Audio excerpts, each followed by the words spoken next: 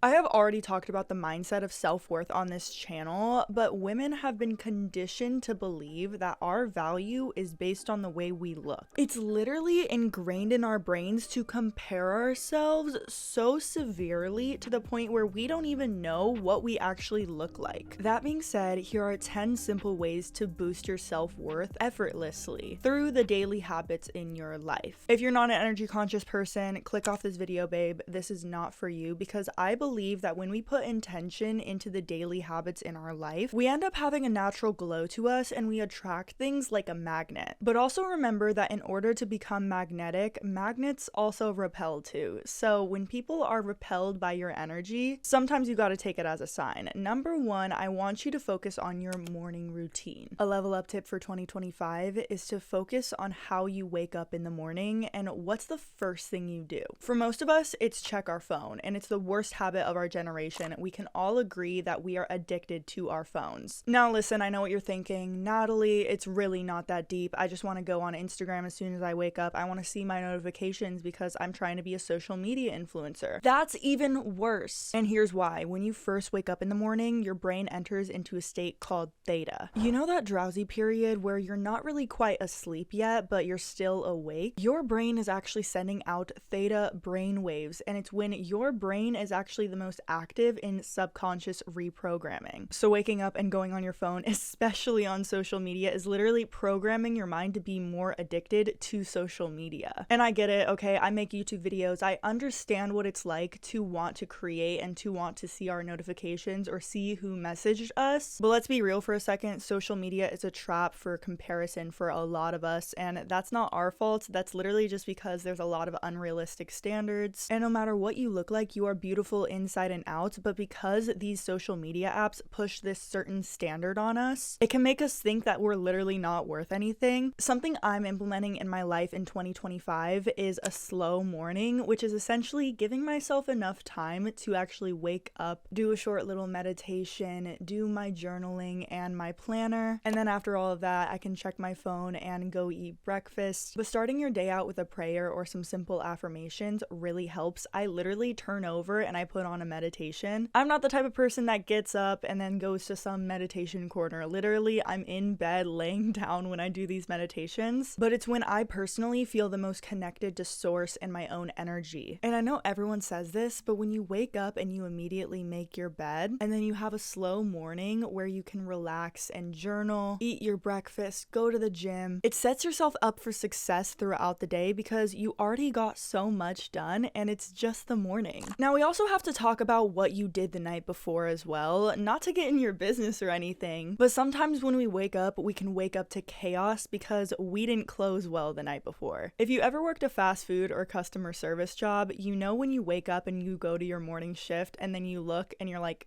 who the hell closed? That's how it is in the morning when you wake up to your own mess in your room. Of course, scrolling until you fall asleep isn't good for your mental health either, but we just went over that. Having a phone cutoff time at the end of your day can really help, especially if you want to reflect and journal or read a book. But one thing that's really helped me reset my nighttime routine is actually having a quick clutter cleanup, and I'll do this by using a timer system. So I either set a 10 to 15 minute timer depending on how messy I am. I stop what I'm doing immediately and I declutter. As you guys can see in the background, I have a very tidy space, and that's because I've been keeping up with my space by implementing clutter cleanups around my life. And by the way, we're moving into number 3 now. Your environment affects your energy way more than you think. So at the end of my day, I always make sure to do a clutter cleanup, but I also do clutter cleanups whenever I feel like I need it. My room is often filled with stuff called clean clutter, and what I mean by that is this clutter forms within a day. A space will be clear in the morning, and then after I use the space, it has random things that I've just accumulated throughout the day. Training myself to implement these clutter cleanups really helps me stay on track and also recognize that I'm not a messy person. As someone with ADHD, I always felt like my brain was messed up and that I would always be this super messy person, but acknowledging that I can take the time to just set a 15-minute timer and clear off my space really helps, because honestly, it doesn't take as long as you think it does. And once you're done, you're left with a space that makes you feel at ease. Number 4, I want you to use movement as meditation. This isn't about intense workouts. I'm someone who loves an intense workout, but that's not everyone. And even something I'm noticing noticing in my life is I was going so intense with my workouts that I genuinely think it was causing me acne. I was using pre-workout and creatine, and I genuinely think it caused my acne to be so inflamed, but now my skin just looks a lot better, even though there's still some breakouts here and there. I believe that when you move your body intuitively and have a mind-muscle connection, the better results you get. But one thing that really helped when I was getting into the gym and I felt super skinny and I didn't like the way my body looked was that I didn't set goals based on achieving a certain look or a certain weight. I decided to measure my progress by how hard I pushed myself. For example, I wanted to run an 8-minute mile. I've never been a runner in my life. I literally hate running, but I was able to get to an 8-minute mile and then a 7-minute mile. And it gave me a new sense of confidence and self-worth because instead of basing my goals around achieving a certain look or trying to fit into society, it was purely based on athleticism and how hard I could push myself. I didn't walk out of the gym feeling guilty because I didn't burn a certain amount of calories. I walked out of the gym proud because I knew I was working towards a goal of mine and I was getting closer and closer every day. Implementing this will shift your entire attitude towards your body from criticism to gratitude. Your body is keeping you alive with so many different functions and it's so powerful. Yes, you can work towards achieving a certain goal, but also recognize what you're already doing as enough. Talking about recognizing what you're already doing as enough, I actually made a free support group that you guys can go join. It's called the Get Your Shit Together community. This is where everyone can share their small wins starting out 2025 right. If you're watching this video on the day it's launched, I actually just started a 21-day challenge. It's called the 21-day devoted challenge, and every single day I made a video and a worksheet for you guys to fill out. The first 8 days of the challenge, days 0 through 7, are free for you to go try out, and then days 8 through 21 are $21. That's just $1 a day for you to upgrade yourself. I talk about a lot of the things that I talk about in this video, but way more in depth. It gives you actionable worksheets on how to reset things in your life, like your budget, your morning routine, your nighttime routine, your resume. We go into time blocking. We go into your inner child. Instead of a challenge like 75 hard where you have to push yourself in every single way, it's more of a 21-day devoted. We are devoted to our goals and becoming the best versions of ourselves. I give you guys the information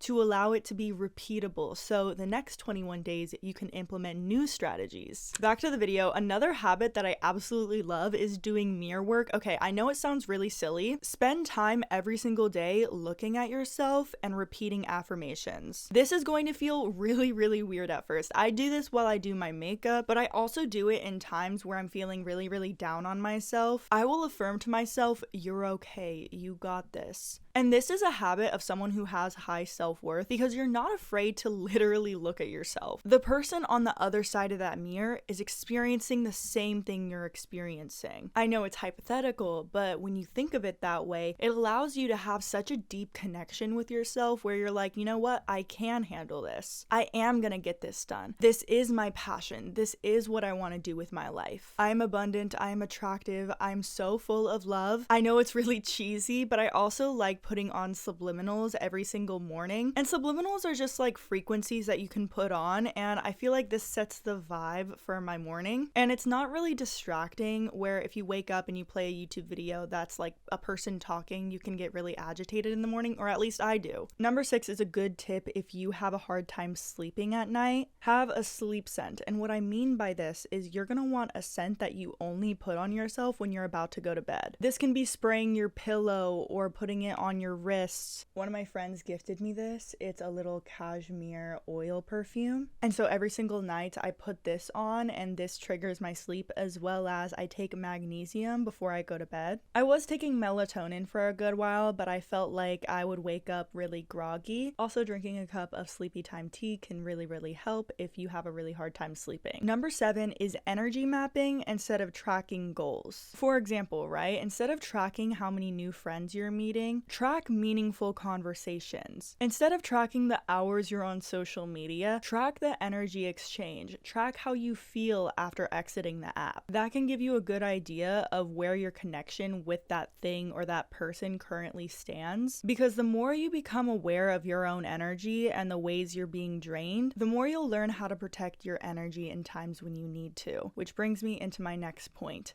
setting boundaries. I made an entire video about setting boundaries, and I've had some new realizations, so I might remake that video. But setting boundaries is not selfish, it's self-care. I also talk about this in the 21-day challenge. We have a whole entire worksheet dedicated to setting boundaries, and also going into your attachment style, because your attachment style has a big role in how you actually respond to setting boundaries. You might be avoidant when you set boundaries, or you might get really angry at someone and set a super harsh boundary that you don't really mean. But one thing I'll say, if you're not really good with setting boundaries, is to start small.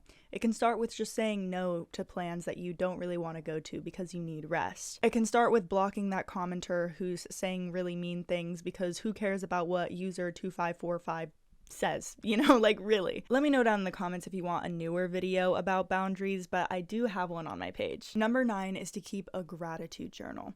So our brain is literally wired to think of negative things. And the more you come to realize this, the more you'll realize how one negative thing during your day can offset your entire week. And I know it's not as simple as just like, be grateful, but hands down, the one thing that brings me back to center every single time is the energy of gratitude. You woke up and you took a breath this morning. You have clean water. You have a house over your head. We truly take for granted the little things in our life, so keep a gratitude journal. That way you can look back on all the things that you're grateful for. Every single day I write down a few things I'm grateful for, and I personally feel like it helps me keep on track even though certain things suck. One thing I do is sometimes if something bad happens, like let's say I get a parking ticket, it's not the end of the world, but it's something that's just really annoying. I thank God for the money I have to pay the parking ticket. And that's not me being like, oh my God, I'm so grateful for this parking ticket, because obviously I'm not. I don't want to have to pay this parking ticket. But the fact that I can really makes a big difference and really helps me pay attention to the small blessings in my life and choose to not be bothered and to stay positive. I know it's hard, but like the more you do it and train your mind to do it, the easier it will get. Last but not least, dress for yourself, not for the world. I believe it's so important that when you go outside, you want to present yourself as the most abundant version of yourself. Caring about how you look is not self-centered. It's not a negative thing. In fact, I think it shows more that you value yourself and you have high self-worth than if you were just to go out and not look your best. That doesn't mean you have to look like a 10 every single day, but